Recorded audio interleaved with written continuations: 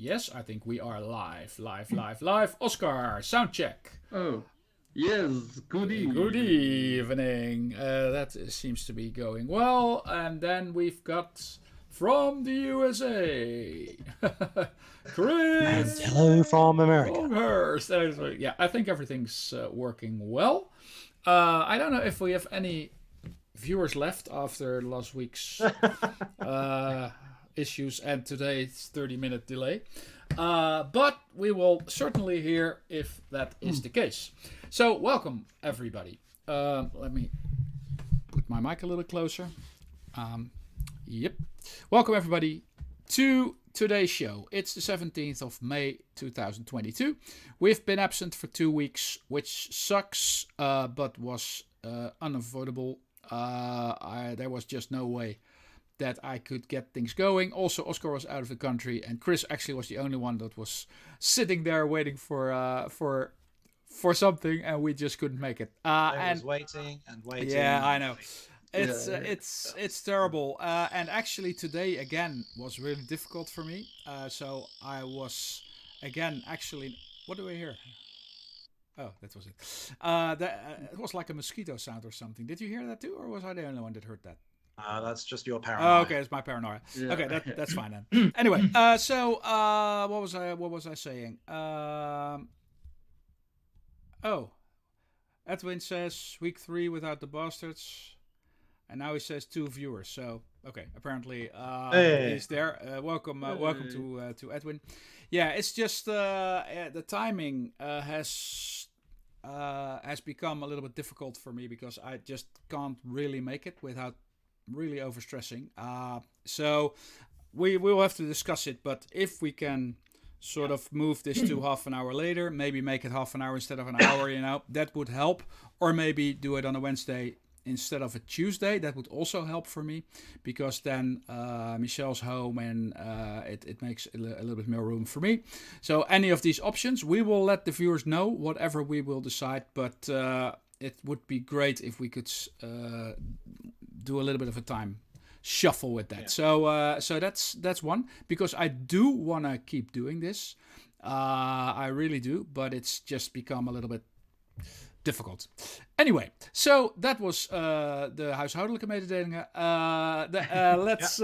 Let's go and talk about fun stuff. Today's going to be a 30-minute show, so we have to hurry up a little bit. Which is I have 3 topics now. I think all topics this week are Chris's. Yeah, probably. So let's move to Chris's first topic while I prepare another screen. Okay. What? I mean, First topic is the Rivian. Obviously, yes. So there's a YouTube channel called Rivian Dad, Yeah. who he's a guy who lives in Colorado who does these occasional YouTube updates of things to do with Rivian. Mm-hmm. And he posted a video last week or this week of all the different colors of paint in overcast conditions and in sun and in rain. And different vehicles parked next to each other, because it's really hard when you're ordering a car and you haven't seen it to know what the true paint color is.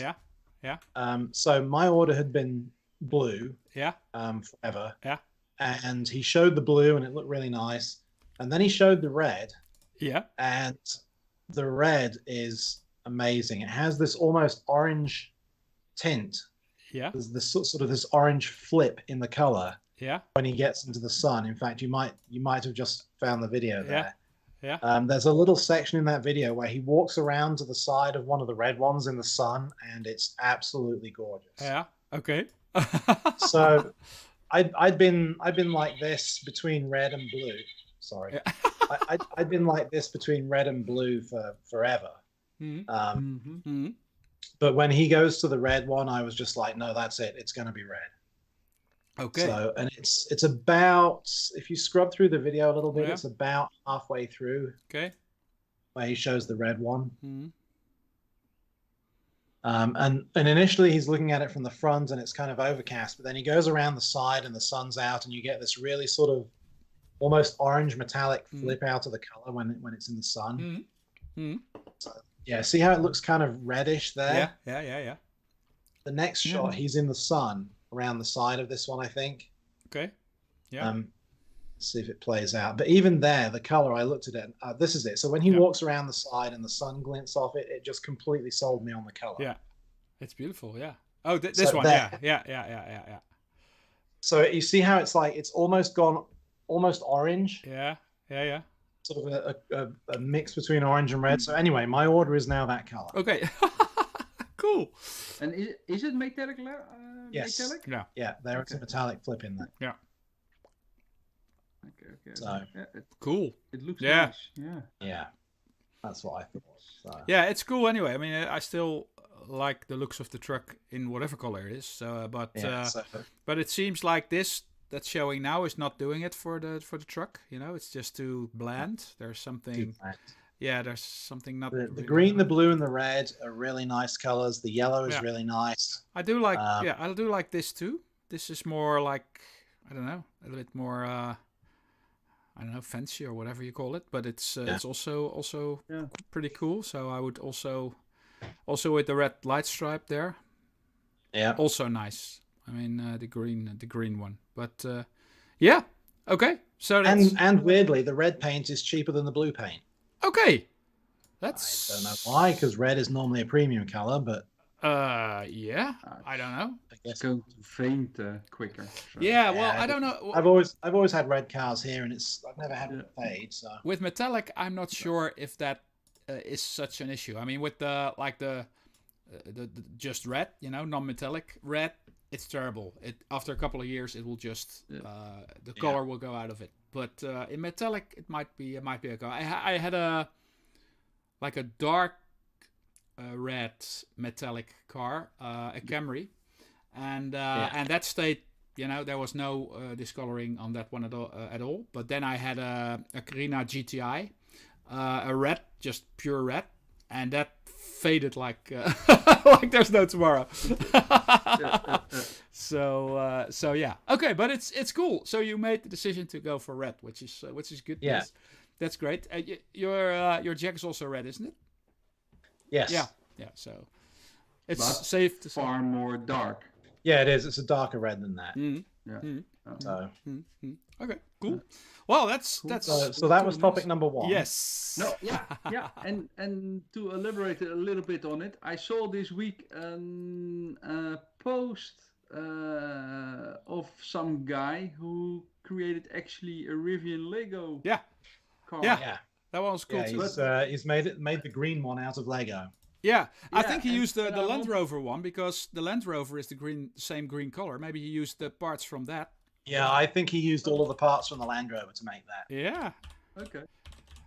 Well, but he's now in development of a manual, I think. Yeah. Oh, okay. So it's I'm looking for that particular one, but I can't. Yeah. It's in our WhatsApp. Okay. Yeah, I posted it in the WhatsApp a couple of days ago. Okay, let's see if I can get it out of the WhatsApp then. Then I have to boot up WhatsApp on my PC. And then we will see if we can find that one. Okay, now there is... For some reason, YouTube won't run. Okay, let's... okay, now I've got... Oh, my WhatsApp. Why does WhatsApp do that all the time? You know, when you need to re-sync it with your phone every time. So you have to go through that QR code thing. Yeah. And that sucks. The same as, you know, all these multiple... They actually changed it a couple of months ago, so you can permanently register your PC as a device now, so it doesn't resync anymore. Okay, I've tried to do that, but it didn't. The latest desktop client doesn't need your phone to be connected anymore. Okay. Well, anyway, I was gonna do the link, but I can't do this. So let's not go there. But yeah, the Lego one seems nice. Oh, there we've got Doc and Marty. Doc Brown and Marty. That's cool. Yeah. Yeah. So that signifies that topic number 2. Yeah. I finally finished the DeLorean. Yeah, cool. Let me try and make your screen a little bit bigger. Hold on a sec. And I will try and make this one. Whoop. Yeah, there you are. You've got... It's really looks like it's flying now. Yeah. Okay, that is so cool. So, and it has the fold-up wheel mechanism on it underneath. Yeah. So you can fold wheels like that. So Um, cool. And then obviously I finished off the whole model. So the inside, there's if I can hold this up. There's the hoverboard and the uranium. Oh wow. Mm-hmm. Inside the hood. Mm-hmm. And then I did the version from Back to the Future 2, so it has the Mr. Fusion on the back. Oh wow. Yeah. Yeah. Yeah. But yeah, it came out really nicely. Yeah. I didn't have the problem that some people had with the different colored bricks and everything. All of the bricks in this were a good even color for me. Yeah. Well, that's good. Yeah, it's come out really nice. It's a great model once it's finished. Yeah. I love the flipping wheels. I think that's great. The fact that you can can do over, that. Yeah. Can have them upright. Yeah. And then the details around the back, I think, are just phenomenal. Yeah, really good. Yeah, they've done a really nice job of sort of capturing the overall look and feel of this. Yeah, it's cool. So yeah, it's really cool. Very recommended. If you have the means to buy one of these, it's a really nice kit. Yeah. So I like it. Yeah, looks good.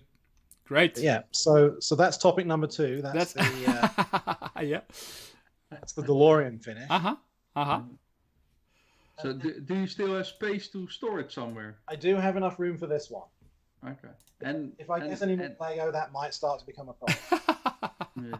Is it a bit dust free, or that's actually the problem I have at the moment? All my builds are getting very stoffig. Stoffig. Dusty, stoffig. Yeah, you have to do a little bit of dust maintenance to keep them clean. Maybe you should build a negative pressure room for it. Yeah, a dust-free Lego display room. Then maybe we should also start cooking some. We can do other things there too. Yeah. You can just put them in your MATLAB. A nice environment for building Lego. Well, as if we hadn't enough YouTube strikes and all that. Now we start talking about this. We will certainly have a strike. But that's okay. Well, I really like it. I mean, I would love to have more room to put them, the means to buy all them, and then have the Ecto and the DeLorean. All these movies. The Ecto one is also really nice. That's high on my design list. Yeah, it's really cool. So I still want to have that one too. Really, it's beautiful. So and then have all the movie props there with some of the Star Wars themed stuff. There is one extra thing I forgot to show you. If you open the Mr. Fusion at the back, there's the banana and the soda can in there. Oh, cool. Yeah. Oh, great. Yeah. Oh, that's a nice little sort of Easter egg thing. Yeah. This little Easter egg, little details. Oh, so cool. Yeah. Great stuff. Well, that was topic number 2. Yeah, that was a lot of joy, obviously, to build. Speaking about the Lego, they have now the Muppet Show minifig. I saw. Yeah, it's so cool. It's so cool. They've got all the. I saw that, and the first thing I thought is, oh my god, I need to have all those, Have. And that's just, and then have the little balcony with the two guys on it, and all that. It's really cool. Yeah. They look so cool. Yeah, it's nice. Yeah, I saw that. Yeah. Thinking exactly. Yeah. What are you ever going to do with it? Yeah, nothing. Just you need to. It's just so cool. Yeah. It's nice. Okay, well that was topic number 2. Yeah, and then topic number 3. Yeah. Is something that I came across in my YouTube recommendations. So whenever I go to YouTube, it's like you get the panel at the top that says you might enjoy this. And I saw something. It was a little 8-minute documentary on an Australian TV channel about something called Sail GP. Okay. And I'm not really into sailboat racing. But I watched this little documentary and I thought this looks interesting. So They've just started the third season of this, and Paula and I watched one of the races or two of the races this weekend. It's addictive, I think. Yes. So okay. It's 8 or 9 countries. At the moment, there's 8. There will be 9 this year, I think. Switzerland is one of them. Yeah. So we could go there and visit it. Well, we could go to Spain too, but okay, that's cool. And they race in different places around the world. I think there's 13 or 14 different races, and they all race the same boat. It's called an F50 catamaran. Yeah. And it's one of these boats that has aquafoils or yeah. So basically the boat is almost never in the water. No. The main guy in control of the boat is called the flight controller. Flight controller. Yeah. The sail is 24 meters tall, and it's a rigid wing, so it's like an airplane wing, but it's segmented. So it's segmented from top to bottom, so they can twist the top and the bottom separately. Okay. But then it's also segmented from front to back, so there's 5 or 6 different ways that this thing can be tuned. Yeah. To catch the wind as best as possible. Okay. The average speed during a race is 70 kilometers an hour. Wow, on the water. That's... The only way they can film it is with racing drones. They can't get close to them with helicopters. No. And when they turn, once they have the aquafoil dagger boards down, they can turn and they can pull about 2 Gs in the turn. Wow, I can see that. They're making really... Yeah, they turn better than a car can turn. Yeah. Better than a motorbike can turn. Yeah. Each race is about 15 minutes, I would say, 15 to 20 minutes. Yeah. And it's 7 legs up and down the course between these 2 gates, and it's their choice which gate they go around, clockwise or anti-clockwise. Racing with the wind and then racing back into the wind. Yeah. There's a crew of 6 on board. The front 2 are called the grinders. Those are the guys that operate the big winch, so they're constantly paddling a big winch, which is what determines the angle of the sail to the wind. Yes. The next one back is the flight controller. He's the one that determines how high out of the water they are and what all the segment variations are on the wing to catch the wind. The 3rd and 4th ones are the... Wait, so that's 1, 2, 3...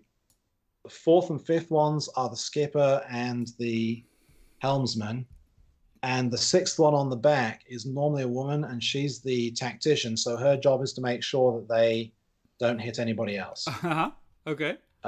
Also, she's constantly watching the other 8 boats to see, who's getting the best wind, who's getting the best speeds. Yeah. And it seems from watching a few of these races that the races can be won or lost in the corners, because if they slow down enough that the boat actually descends into the water so it starts dragging the hull, they lose all speed. Their speeds go down to about 20 kilometers an hour. Yeah. If they can keep them on the hydrofoils, they can corner at about 40 kilometers an hour. Yeah. I'm just seeing that Switzerland is one of the teams, not one of the sides. I was thinking, where do they sail in Switzerland? No, it's one of the teams. But it's one of the teams. Okay. Yeah. Yeah, it looks great. It's a relatively new series. It's been racing for 3. This is the 3rd year. Yeah. They have instantaneous penalties. Okay.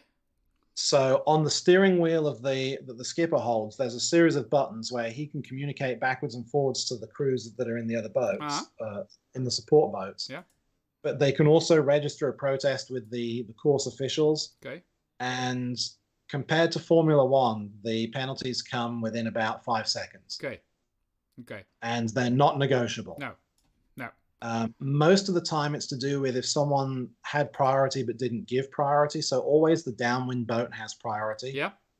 Which means at the top of the course, the guy on the outside of the corner has priority, and at the bottom of the course, the guy on the inside of the corner has priority. Okay. Okay. But yeah, it's been really interesting. We've watched 6 races now. So they do 3 races on a Saturday and 3 races on a Sunday. First 5 races are all 9 boats, and the last race is the top 3. So Okay, well, it sounds great, so I'm definitely gonna try and watch. Yeah, very recommended. So Yeah. you don't need to subscribe to anything. The Sail GP organization put all the races on YouTube live. If you miss them live, they go into instant replay. So as soon as the race is finished, it's then available for replay on YouTube. Okay. They have their own. They have their own Sail GP channel. Mm-hmm. Last year, there was a black flag for Spain who mistimed a maneuver and cut the back of the American boat off. Okay. One of the boats actually capsized over forwards last year. Oh, okay, yeah. Because if they mistime it when the boat goes into the water, if it's doing this and they come down off the hydrofoil while it's nose down, it digs the front in and flips the boat. Yeah. Okay. But yeah, the racing is extremely close when you see it from the helicopter. You know, to see them crossing, because they don't all use the same tactics. So some of them will go to one side of the course and some of them will go to the other side of the course, trying to find the best wind. But that means when they tack, they all have to cross each other in the middle of the course. And yeah, it's pretty exciting to see how close they get. Yeah, I can totally understand that. Yeah, definitely great. What's really interesting is at the start, they do there's a start line between two red buoys in the water, and there's a countdown clock, and they have to be at the start line as close as possible to zero without going over it. So it would be like a Formula One race where the start happened a minute after starting the first lap, and you weren't allowed to cross the start-finish line before that minute. Okay. So you see them sort of all grouping around the back of the start line, and then about 30 seconds to go, they all start to turn, and they try and sail slow enough that they'll get to the start line without crossing it, but fast enough that they'll get there first, so they've got a lead. Okay, cool. Very interesting. Short races, 15, 20 minutes. Never really been into sailboat racing before, but I found it really interesting to watch. Okay. Well, it sounds good. You sold it to me, and I'm definitely gonna try and watch a couple of these, and I'm pretty sure it will be nice. Did you, by the way, because I was just thinking about it, one of you ever saw the movie Wind? No. It's playing in the background. It's not a very well known picture, but I really love it because it's all about sailing, racing. And it's the big race between the America and Australia, and it has a name, I can't remember it. And it's about a team that loses the race, and then, you just probably need to watch that because it also teaches you something about, how this whole competitiveness in sailing and how all these things go. And it's just a fun movie to see. It's very well made, I think. And it might fit into... how old is it? It's old. It's 1992. It's with but it's I still think it holds off. I had a laser disc with it, but that's how old it is. But it's a couple of players. I was thinking Matthew Modine, Jennifer Grey, Cliff Robertson, a couple of good actors. I recognize Jennifer Grey, Matthew Modine. And it's just something, if you can find it somewhere. I don't know if it streams anywhere. If not, I will just... If it's that old, it must be on streaming. I will just rip it for you from the Laserdisc or whatever. And then make it available to you. But I think you could probably find it somewhere. It's just very nice movie. I think it's recommended, especially when we're also going to try and get into this sailing racing stuff. This might be I'll send you a link to the little 8-minute documentary that I watched that got me into it, because if you watch that'll tell you straight away whether or not you're going to be interested. And there was enough information in there that I thought, no, I want to go and see what this looks like for real now, because it was it was tempting enough just from this little Australian documentary. I thought, let's go and watch that. Haven't regretted it. No, really excited. No, it sounds great. It sounds like fun to watch, and let's just try and get a couple of these races, and maybe have another discussion topic, because we only have 5 minutes left, and we haven't discussed Formula One, which is already 2 weeks ago or last week, but. I think we should still spend a couple of minutes to go over another good midfield race. Yeah. Another good race at the top again between Ferrari, Red Bull, and McLaren. Yeah. For sure. When Max managed to pull off that pass, I was wishing that he would do it quickly and without fuss. Yeah. And the difference when you see them passing when he was tussling with the Ferraris, again, just light years different from last year when they were trying to overtake Mercedes. I have a feeling that the cars are very close. It's just circuit and settings that probably makes a difference right now. Although the Ferrari seems to be more reliable than the Red Bull, so that's still a worry to me. But Leclerc is... Red Bull have tuned out a lot of their porpoising. Yeah, well, Leclerc, I think, is a very good driver. Is very close to Max's level. Almost at the same level, I would say. I would think Max is still a little bit better, but it's not far off, you know. And if the car is just a little bit quicker, Leclerc can stay ahead, probably. And so it's very, very close. And I think also, if you look at a couple of the drivers that are now in the front battling for spots, they're all better drivers than Lewis Hamilton is now and maybe for the last couple of years. And you can see that difference. Hamilton was only fast, last couple of years at least, because of the Mercedes car.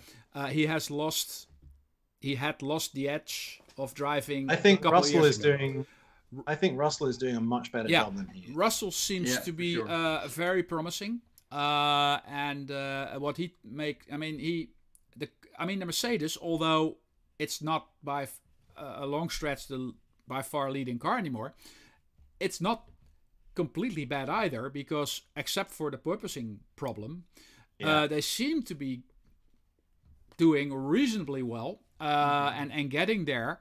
You know, getting really close to where McLaren is and where Red Bull and Ferrari is. And who knows? Maybe with a good driver like Russell, they can still become fourth or whatever, you know, or fifth. And Russell, he's been fifth or better, I think, every race now. He's finished fifth for higher in every race, I think. So that's good too. I wasn't so impressed with Perez, but I think that was something with the car. I think he lost. They had to switch something off because of the problems, and he just didn't have the power to overtake Sainz. At the time, I found it strange. I was thinking, well, you know, why isn't he going past Sainz? But it's just not enough power in the car, I think. So he did the best he could do, probably. So that's not too bad. I think it's good that we're 5 races into the season and it's not at all obvious who's going to win. No, it's still bad that Max has lost so many points. You know, because he has to come from far, and you know, maybe next 2 races Ferrari will win again, and then he'll drop down again. But if it becomes a 1-2 all the time, he might creep up to that position, and that makes the season obviously very exciting. So so that's all good. You know, what I really didn't like, and then when it happened, I thought, go figure, is Bottas, because what the hell did Bottas do? He was before the 2 Mercedes, and he was really doing a good job, and he could have probably maybe kept them behind. Maybe not Russell, I don't know. Maybe it'll maybe between the Russell and Lewis. But he made a mistake again at under pressure, you know, and he lost the 2 places. And that is so typical Bottas. And he just can't handle that. He can't handle being followed closely and have a risk to be overtaken. He just makes mistakes. And it's so bad for him because, you know, he was driving a good race up to that point, I think. He's been driving a much better race all year this year. Now he's not Mercedes. That's because the pressure is not on, because of Lewis. It'll come to it. Probably. It'll come to him. I mean, he'll do better and better as the year goes on. I mean he's still. It seems like all of the drivers have become used to the cars except the Mercedes. It seems like Russell's got more of a feeling for the car than Hamilton has. Yeah. But the Ferrari drivers, the McLaren drivers, the Red Bull drivers, they all seem to have a much more feeling for how the car is behaving now. You can start to see more consistency in the way they're racing. Yeah. I agree. Sure. It's all very promising. I read that in Spain, Nick de Vries is going to do some testing for Williams. So that can be interesting. See what he can do. Albon, by the way, I really like what he's doing too in the Williams. He seems to also he's improved massively again because the pressure. Yeah. That's really good too. So yeah, it was a great race. Obviously because of the result, but even if Max would have become second, would still have been a great race. It's still much better racing than it was last year. Yeah. I totally agree, and it's amazing that also I am not as worried about accidents. I mean, accidents will happen with overtaking somewhere down the line, that's for sure. But last year, every overtake was like, oh my god, this is going to be a crash. Yeah. And in half of the time, it was a crash. And now they seem to be able to make little mistakes, go a little bit wide, but stay on track and not crash. Which is maybe the cars that have changed, or just other drivers that are in the mix. I don't know, but it feels. I think it's a combination of both. Yeah, both. Yeah, true. Okay, guys. Well, I've sent you a link to the WhatsApp group with the Sail GP information in. If you want to post that in the description for this video. Yes, I will. I will certainly do that. Well, again, next week, if that's okay with all of you, we'll discuss it. But as far as I can see, maybe 8:30, and then doing a half hour of a show is good enough, and it's more easy to handle. So let's go for that. And thank you very much, everybody, for watching, listening, reviewing. We will again try and not skip any shows, but sometimes it's just difficult. So thanks for watching. Yeah. See you all next time. Next week. Bye. 8:30. Bye. Then we have something to say about Scooter. Yay! Yeah. Scooter. We're gonna visit Scooter, by the way. Yeah. Okay. Let me try and figure out a way to stop this stream.